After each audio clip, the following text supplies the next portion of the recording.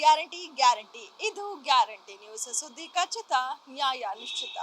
ಬೆಳಗಾವಿ ಅಧಿವೇಶನ ಪ್ರಾರಂಭವಾಗಿ ಇಂದು 3ನೇ ದಿನ ಆಗ್ತಾ ಇದೆ. 3ನೇ ದಿನದ ಸದನ ಸಾಕಷ್ಟು ಕಾವೇರಿರುವಂಥದ್ದು.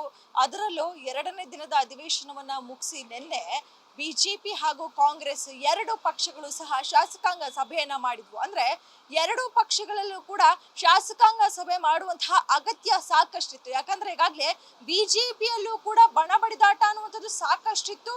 ಎಲ್ಲೋ ಕಳೆದ 2-3 ತಿಂಗಳಿಂದ ಈ ಒಂದು ಬಣ ಬಡಿದಾಟಕ್ಕೆ ಬ್ರೇಕ್ ಬಿಟ್ಟಿತ್ತು. ಅಂದ್ರೆ ರಾಜ್ಯಾಧ್ಯಕ್ಷರ ಬದಲಾವಣೆ ಆಗುತ್ತೆ, ಸೊ ಹೀಗಾಗಿ ಏನಾಗುತ್ತೆ ಕಾದು ನೋಡೋಣ ಅನ್ನುವಂತಹ ತಂತ್ರಕ್ಕೆ ಬಿಜೆಪಿಯ ಎಲ್ಲಾ ನಾಯಕರು, ರೆಬಲ್ ನಾಯಕರು ಸೇರಿದಂತೆ ತಟಸ್ಥ ನಾಯಕರು ಎಲ್ಲರೂ ಕೂಡ ಸೈಲೆಂಟ್ ಆಗಿದ್ರು. ಆದ್ರೆ ಇದೀಗ ಬಿಹಾರ್ ಚುನಾವಣೆಯ ನಂತರ ರಾಜ್ಯಾಧ್ಯಕ್ಷರ ಬದಲಾವಣೆ ವಿಚಾರ ಎಲ್ಲೂ ಕೂಡ ಮುನ್ನೆಲೆಗೆ ಬರಲಿಲ್ಲ. ಸೊ ಹೀಗಾಗಿ ಅಧಿವೇಶನದಲ್ಲಿ ಇದೀಗ ಮತ್ತೊಮ್ಮೆ ಬಿಜೆಪಿಯ ಬಣ ಬಡಿದಾಟ ಎದ್ದು ಕಾಣ್ತಾ ಇದೆ. ಅದರಲ್ಲೂ ಉಚ್ಚಾಟಿತ ಶಾಸಕ ಬಸನಗೌಡ ಪಾಟೀಲ್ ಯತ್ನಾಳರಿಂದ ಬಿಜೆಪಿ ಶಾಸಕರಿಗೆ ಎಲ್ಲರಿಗೂ ಕೂಡ ಸರ್ಕಾರದ ಎದುರು ಮುಜುಗರ ಉಂಟಾಗಿರುವಂಥದ್ದು. ಸೊ ಹೀಗಾಗಿ ಶಾಸಕಾಂಗ ಸಭೆಯನ್ನ ಮಾಡಲೇಬೇಕು, ನಾವು ಒಗ್ಗಟ್ಟಾಗಿ ಹೋಗ್ಬೇಕು ಅನ್ನುವಂತಹ ಅನಿವಾರ್ಯ ಇದೀಗ ಬಿಜೆಪಿಗಿತ್ತು. ಯಾಕಂದ್ರೆ ಈಗಾಗಲೇ ಸಾಲು ಸಾಲು ಅವಕಾಶಗಳು, ಸಾಲು ಸಾಲು ವಿಚಾರಗಳು, ಸಾಲು ಸಾಲು ಸರ್ಕಾರದ ಸಮಸ್ಯೆಗಳು ಬಿಜೆಪಿಗೆ ಅಸ್ತ್ರವಾಗಿ ಸಿಗ್ತಾ ಇದೆ.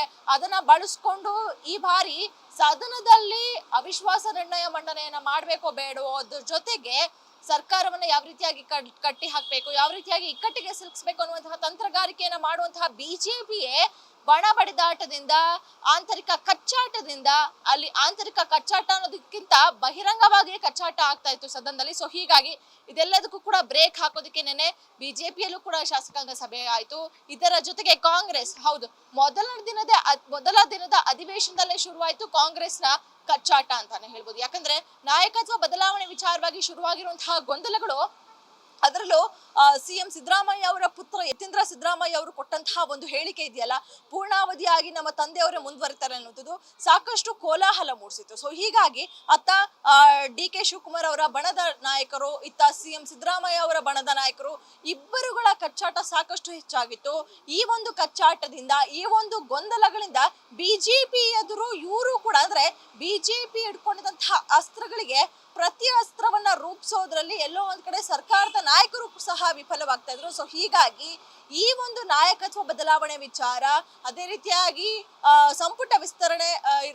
ಸಂಪುಟ ವಿಸ್ತರಣೆಯಲ್ಲಿರುವಂತಹ ವಿಚಾರ, ಗೊಂದಲಗಳು ಎಲ್ಲವೂ ಕೂಡ ಅಧಿವೇಶನ ಮುಗಿಯೋವರೆಗೂ ಯಾವ ವಿಚಾರ ಕೂಡ ತೆಗೆಯುವಂತಿಲ್ಲ. ನಾವು ಒಗ್ಗಟ್ಟಾಗಿರ್ಬೇಕು.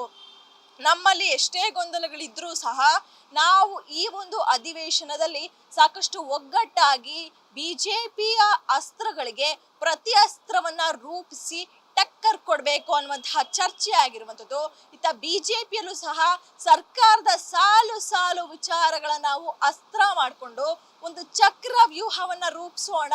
ಏನೇ ಇದ್ರೂ ರಾಷ್ಟ್ರೀಯ ಅಧ್ಯಕ್ಷರ ನೇಮಕದ ನಂತರವೇ ಮುಂದಿನ ದಿನಗಳಲ್ಲಿ ರಾಜ್ಯಾಧ್ಯಕ್ಷರ ವಿಚಾರ ಬರುವಂಥದ್ದು. ಸೊ ಹೀಗಾಗಿ ನಾವು ಕಚ್ಚಾಡ್ಕೊಂಡಿರೋದು ಬೇಡ. ಸರ್ಕಾರದ ಎದುರು ನಾವು ಯಾವುದೇ ರೀತಿಯಾದಂತಹ ಮುಜುಗರಕ್ಕೆ ಒಳಗಾಗಬಾರ್ದು ಅನ್ನುವಂತಹ ವಿಚಾರಗಳು ಚರ್ಚೆ ಆಗಿದೆ. ಸೊ ಹೀಗಾಗಿ ವಿಪಕ್ಷ ನಾಯಕರಾದಂತಹ ಅಶೋಕ್ ಅವರು ಇದೀಗ ರೆಬಲ್ ನಾಯಕರಲ್ಲಿ ಗುರುತಿಸಿಕೊಂಡಿರುವಂತಹ ಶಾಸಕ ರಮೇಶ್ ಜಾರಕಿಹೊಳಿ, ಉಚ್ಚಾಟಿತ ಶಾಸಕ ಯತ್ನಾಳ್ ಇವರೆಲ್ಲರನ್ನು ಕೂಡ ಒಗ್ಗೂಡಿಸ್ಕೊಂಡು ಹೋಗೋದಕ್ಕೆ ಪ್ರಯತ್ನವನ್ನ ಪಡ್ತಾ ಇದ್ದಾರೆ. ಜೊತೆಗೆ ನಮ್ಮ ಜೊತೆ ಬನ್ನಿ, ನಮ್ಮ ಜೊತೆ ನಿಂತುಕೊಳ್ಳಿ ಅನ್ನುವಂತಹ ಮನವಿಯನ್ನ ಸಹ ವಿಪಕ್ಷ ನಾಯಕರಾದಂತಹ ಅಶೋಕ್ ಅವರು ಮಾಡ್ತಾ ಇದ್ದಾರೆ. ಸೊ ಹೀಗಾಗಿ ಎರಡು ಪಕ್ಷಗಳಂದ್ರೆ ಕಾಂಗ್ರೆಸ್ ಹಾಗೂ ಬಿಜೆಪಿಯಲ್ಲಿ ಇದ್ದಂತಹ ಭಿನ್ನ ರಾಗವನ್ನ ಇದೀಗ ದೂರ ತಳ್ಳಿ ಒಗ್ಗಟ್ಟಿನ ಮಂತ್ರವನ್ನ ಇದೀಗ ಹಾಡೋಕೆ ಇದೀಗ ಎರಡು ಪಕ್ಷಗಳು ಸಹ ಮುಂದಾಗ್ತಾ ಇರುವಂಥದ್ದು. ಸೊ ಹೀಗಾಗಿ ಅದರ ನಾಳೆಯಿಂದ ಅಧಿವೇಶನ ಯಾವ ರೀತಿಯಾಗಿ ಹೋಗುತ್ತೆ, ಎರಡು ಪಕ್ಷದ ನಾಯಕರು ಕೂಡ ಒಗ್ಗಟ್ಟಾಗಿ ಹೋಗ್ತಾರಾ, ಇಲ್ಲ ಒಬ್ಬರಿಗೊಬ್ರು ಅವರವರೇ ಮುಜುಗರಕ್ಕೆ ಒಳಗಾಗ್ತಾರ ಅನ್ನುವಂಥದ್ದು ಸಹ ಸಾಕಷ್ಟು ಕುತೂಹಲ ಮೂಡಿಸ್ತಾ ಇರುವಂಥದ್ದು. ಸೊ ಹೀಗಾಗಿ 4ನೇ ದಿನದಿಂದ ಶುರುವಾಗುವಂತಹ ಈ ಒಂದು ಅಧಿವೇಶನ ಏನಿದೆಯೋ ಸಾಕಷ್ಟು ಕುತೂಹಲ ಮೂಡಿಸ್ತಾ ಇದೆ. ಯಾವ ರೀತಿಯಾಗಿ ಈ ಒಂದು ಅಧಿವೇಶನ ಮುಂದೆ ಸಾಗುತ್ತೆ, ಅಥವಾ ಇವರ ಗೊಂದಲಗಳಲ್ಲೇ ಅಧಿವೇಶನ ಮುಗ್ದೋಗುತ್ತಾ ಅನ್ನುವಂಥದ್ದು ಕೂಡ ಕಾದು ನೋಡ್ಬೇಕಾಗಿದೆ. ಕ್ಯಾಮ್ರಾ ಪರ್ಸನ್ ವಿನಯ್ ಜೊತೆ ಕವನ Shivanna, guarantee news, Bengaluru. Guarantee news, ಸುದ್ದಿ ಖಚಿತ, ನ್ಯಾಯ ನಿಶ್ಚಿತ.